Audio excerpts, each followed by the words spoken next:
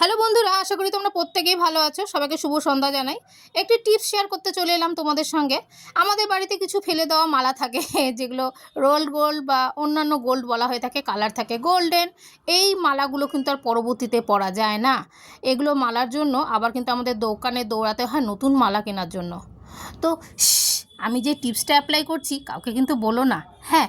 আর এই টিপসটা যদি দোকানের মালিকরা জেনে যায় তাহলে পরে তো দোকানে বিক্রি বাট্টাই বন্ধ হয়ে যাবে, তাই না? তবে তোমাদের জন্য আমি শেয়ার করছি, তোমরা অবশ্যই এটা অ্যাপ্লাই করো। তলে শুরু করা যাক। আমি এর জন্য নিয়ে নিয়েছি ঘরে থাকা তেঁতুল। তেঁতুল সবার ঘরেই থাকে। তো আমি দুটো তেঁতুল নিয়ে নিয়েছি, বড় বড় তেঁতুল। তো মালা বা কানের হিসাবে কিন্তু আমরা তেঁতুল নিব। ওটাকে ভিজিয়ে রাখলাম।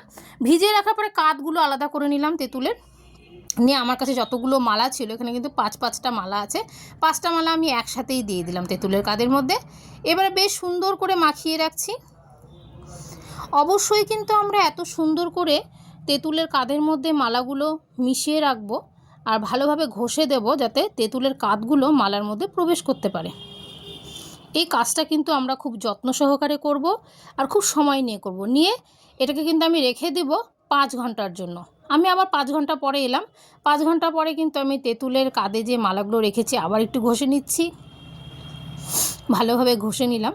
এবার আমি একটু ব্রাশ দিয়ে ঘষে নেব, হাত দিয়ে আর হচ্ছে না। এবার আমরা ব্রাশ অ্যাপ্লাই করতে পারি। বাড়িতে কিন্তু এই ব্রাশগুলো থাকেই, অনেকের ঘরে ইউজ করি না আমরা। তো এটা দিয়ে কিন্তু সুন্দর করে আমরা ঘষে নেব। খুব সুন্দর করে ঘষবো, বেশ সময় ধরে ঘষবো। তারপরে ধুয়ে নিলাম। ধুয়ে নিয়ে আমাদের ঘরে যে সাবান থাকে সেই সাবান দিয়ে আমি ব্রাশ দিয়ে আর একটু পরিষ্কার করে নেব। এরপর নিলাম হ্যান্ড ওয়াশ, বা তোমাদের ঘরে যদি শ্যাম্পু থাকে দুটোর মধ্যে একটা দিয়ে তোমরা কিন্তু আবার ব্রাশ দিয়ে ঘষে নেবে। যতটা ঘষছি ব্রাশ দিয়ে ততটা দেখো কালারটা কিন্তু চলে আসছে, মালার অনেকটাই চলে আসছে।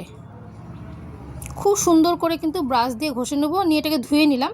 ধুয়ে নিয়ে এবার কিন্তু এটাকে আমি একটা শুকনা তোয়ালার মধ্যে বা ড্রাই কোনো কাপড়ের মধ্যে দিয়ে খুব সুন্দর করে কিন্তু আমি এটাকে শুকিয়ে নেব। অবশ্যই যেন এর মধ্যে জল না থাকে। খুব সুন্দর করে আমরা ঘষে ঘষে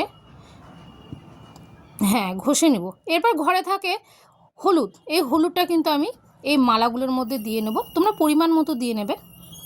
আমি কিন্তু অল্প একটু হলুদ দিয়ে নিলাম। নিয়ে এবার আবার সেই ব্রাশটা দিয়ে কিন্তু আমি মালা আর হলুদটাকে ভালো করে ঘষে নেব। হলুদটা দেওয়ার পরে একদম কিন্তু কালারটা চলে আসে। অনেকে তোমরা হলুদটা দিয়ে এমনি প্লেন জল দিয়েও ধুতে পারো। আমি কিন্তু এখানে হলুদ দিয়ে ভালো করে ঘষে নিয়ে প্রায় 2 মিনিট ধরে কিন্তু আমি ব্রাশ দিয়ে ঘষে নিয়েছি। তারপরে কিন্তু আমি আবার সাবান ইউজ করেছি। তো তোমরা কিন্তু এই অবস্থায় ধুইলেও ইউজ করতে পারো। ভালো করে ধুয়ে নিলাম। আমি কিন্তু আবার একটু হ্যান্ড ওয়াশ নিয়ে নিলাম। ভালো করে আবার ঘষে নিচ্ছি, যাতে হলুদটা না থাকে। আবার হলুদ দিলেও কিন্তু কোনো অসুবিধা নেই, কালারটা কিন্তু একই থাকে। আমি জাস্ট একটু পরিষ্কার করার জন্য ভালো করে আবার একটু হ্যান্ড ওয়াশ দিয়ে ধুয়ে নিলাম। নিয়ে আবার ড্রাই কাপড় দিয়ে কিন্তু মুছে নিচ্ছি। দেখো মালাগুলো কি সুন্দর হয়েছে, ঠিক নতুনের মতো হয়েছে কি না দেখো, তোমরা দেখে নাও। আর কিন্তু তোমাদের জন্য বাইরে দোকানে যেতে হবে না। তোমাদের পুরনো জিনিসগুলো তোমরা বাড়িতেই আবার নতুন করে নিতে পারবে। এর জন্য তোমাদের নতুন করে কোনো পয়সা খরচ করতে হবে না।